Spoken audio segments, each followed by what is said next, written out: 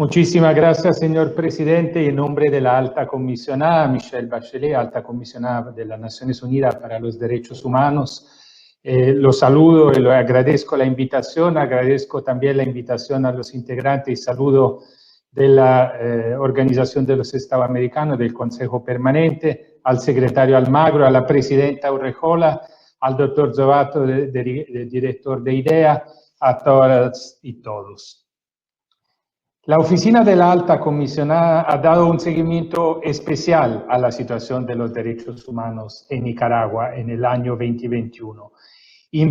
virtud del mandato previsto en la Resolución 46/2 del Consejo de Derechos Humanos de las Naciones Unidas.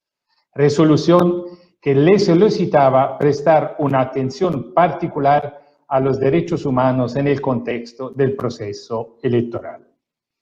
Esta tarea se realizó mediante más de 130 entrevistas con víctimas y sus familiares y o testigos, realizada de manera remota o en terceros países con nicaragüenses en el exilio.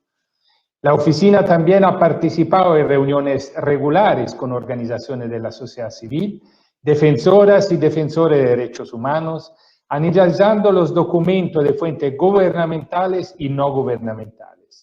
La oficina cotejó la información que recopiló con diferentes fuentes y evaluó su credibilidad aplicando la debida diligencia. En mayo, la Asamblea Nacional aprobó una reforma electoral. La reforma, si bien contempló un paso importante en la promoción del derecho a la participación política de las mujeres, al establecer una presencia femenina del 50% en todos los cargos de elección popular, falló en asegurar la independencia del Consejo Supremo Electoral e incluyó restricciones indebidas a la libertad de expresión, de reunión pacífica y de asociación. El 18 de mayo y el 6 de agosto, en violación a los principios de necesidad y proporcionalidad, tal como lo dictan los estándares internacionales de derechos humanos, el Consejo Supremo Electoral anuló la personalidad jurídica de 3 partidos políticos sin escuchar además a sus representantes. Entre el 2 de junio y el 24 de julio, el gobierno detuvo a una mujer y 6 hombres que o bien se habían inscrito como precandidatas a unas elecciones primarias internas, o bien habían manifestado públicamente su intención de presentarse a la presidencia. Es más, el 4 de agosto se anuló una candidatura a la vicepresidencia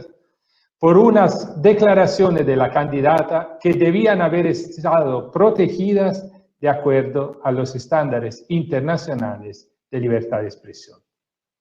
La mayoría de las personas fueron detenidas con base en la Ley 977 contra el lavado de activos y el financiamiento al terrorismo, la Ley 1055 de defensa de los derechos del pueblo a la independencia, soberanía y autodeterminación para la paz,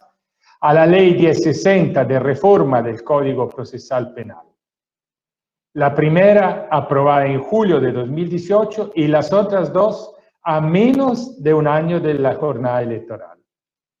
La oficina señaló las 3 reformas como incompatibles con los estándares internacionales de derechos humanos por socavar la protección de los derechos a la libertad de expresión y asociación y vulnerar la presunción de inocencia y el derecho a un juicio justo. Asimismo, la oficina había advertido en el momento de su aprobación que existía el riesgo de que fueran utilizadas para reprimir selectivamente a las voces disidentes. A las 7 personas precandidatas y otras 32 que fueron detenidas arbitrariamente entre mayo y octubre,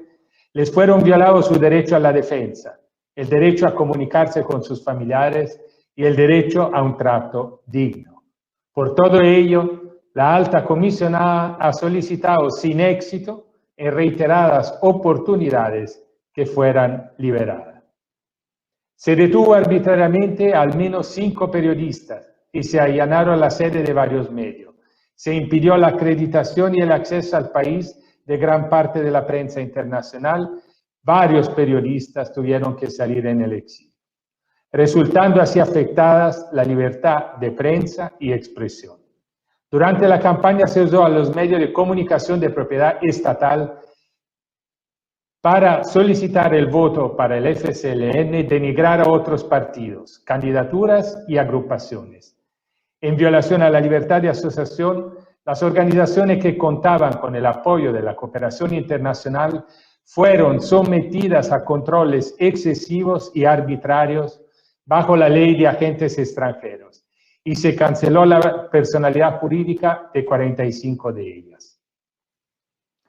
La oficina evaluó con atención los avances incluidos en el primer informe nacional voluntario de Nicaragua, presentado en junio ante el Foro Político de Alto Nivel de las Naciones Unidas sobre el Desarrollo Sostenible, así como el esfuerzo por sostener el gasto social en 2021 y el compromiso de mantenerlo en 2022.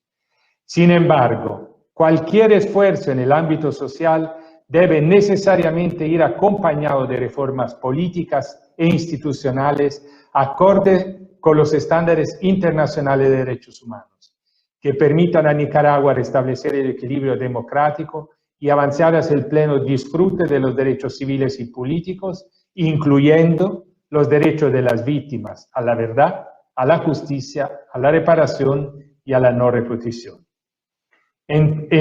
resumen, el principio de pluralismo político, que de acuerdo con el Comité de Derechos Humanos es fundamental para el ejercicio del derecho a la participación política, quedó claramente limitado de cara al proceso electoral y pidiendo que muchas y muchos nicaragüenses tuvieran voz y voto en el mismo.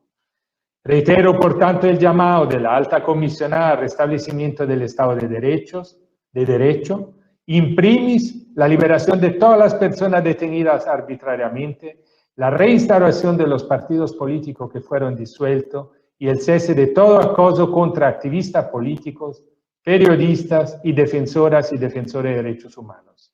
y la alineación de toda la legislación que actualmente restringe indebidamente el espacio cívico con las normas internacionales de derechos humanos pertinentes.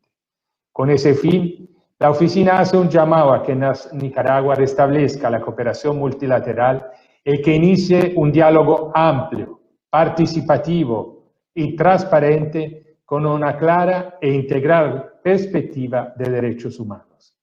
La oficina, una vez más, ofrece su asistencia y apoya a las y los nicaragüenses y seguirá monitoreando la situación de derechos humanos en Nicaragua de acuerdo al mandato que le ha sido encomendado con la resolución 48-141 de la Asamblea General de la ONU a la alta comisionada. Muchísimas gracias, señor presidente.